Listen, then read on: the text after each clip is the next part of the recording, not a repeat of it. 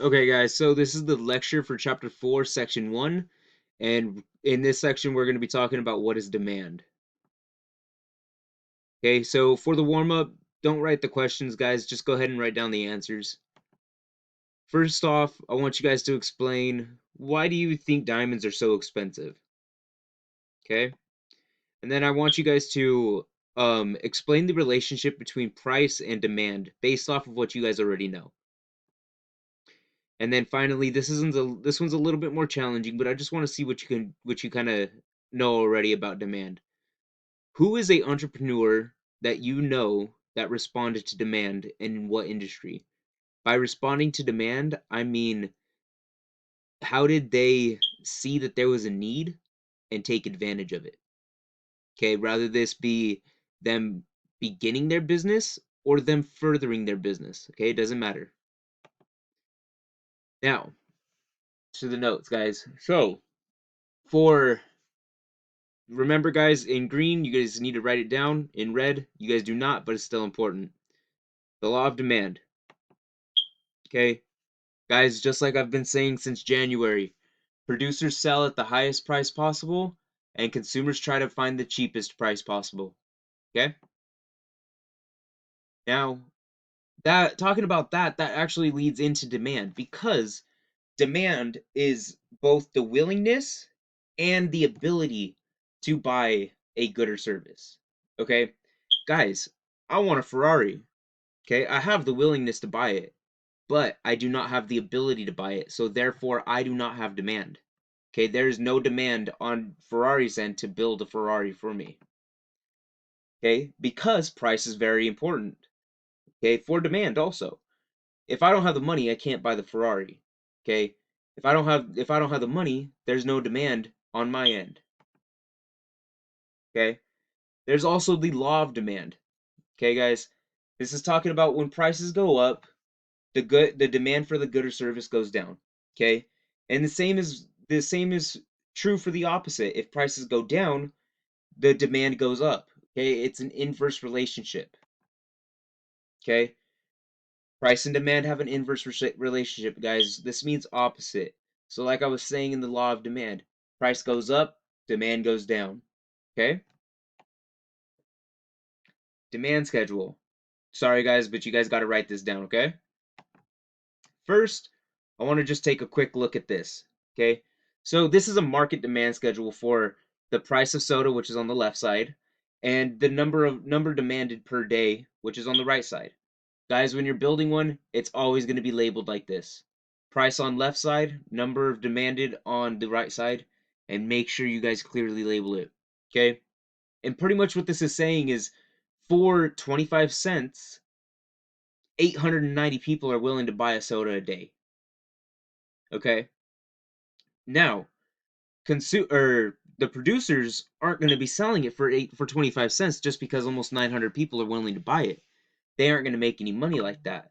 What they're going to do is they're going to find the sweet spot. Okay? If I was a producer, I would think the sweet spot would be right around 150. For $1.50, they can sell 350 of them. Okay? Demand schedule, which is this, is a table of data of how much a person is willing to purchase at each price. The 25 cents for the 890 per day. Okay? There's two types of this chart, of this schedule, okay? There's an individual demand schedule and a market demand schedule. The market is including the entire market, okay? So if you guys are thinking about your class, it's just first period, or just third period, or just fifth period. It's everybody in that class, okay? Whereas the individual might just be you, okay? And the data on the demand schedule shows the price of a good or service and the quantity demanded at each price.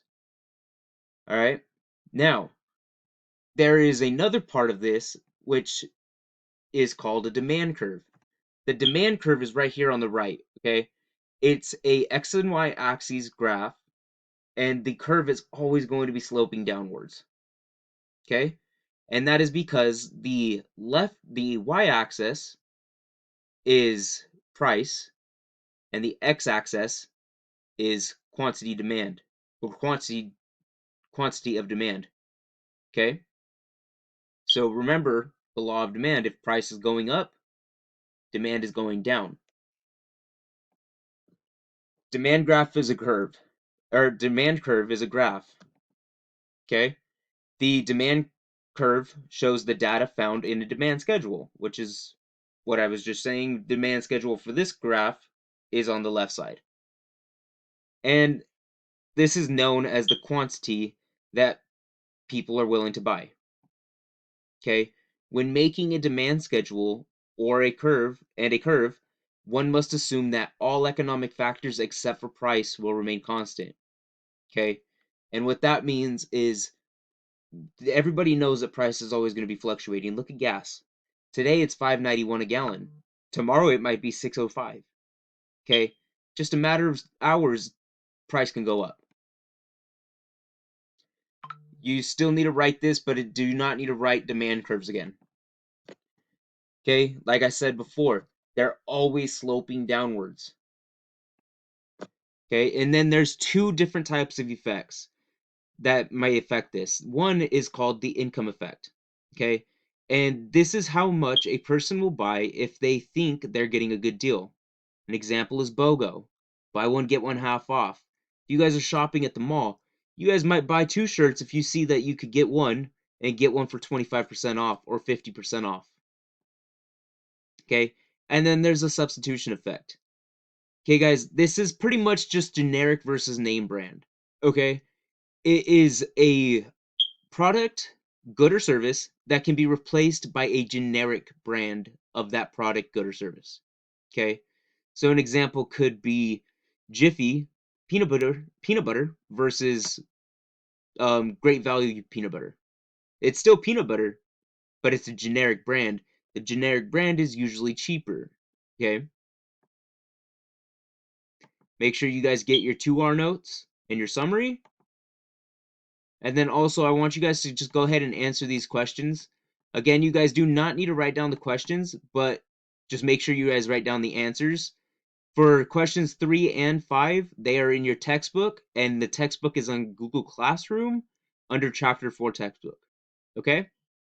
The pictures are in black and white, so what I'm asking you guys to do is the arrows on the left for number 3, color one blue and color the other orange, and same thing for the arrows on the right. One blue, one orange. Okay? And for number 5, just go ahead and use different color ink for every one of those little paragraphs that you guys have to write down. Okay? I do need you guys to draw those pictures.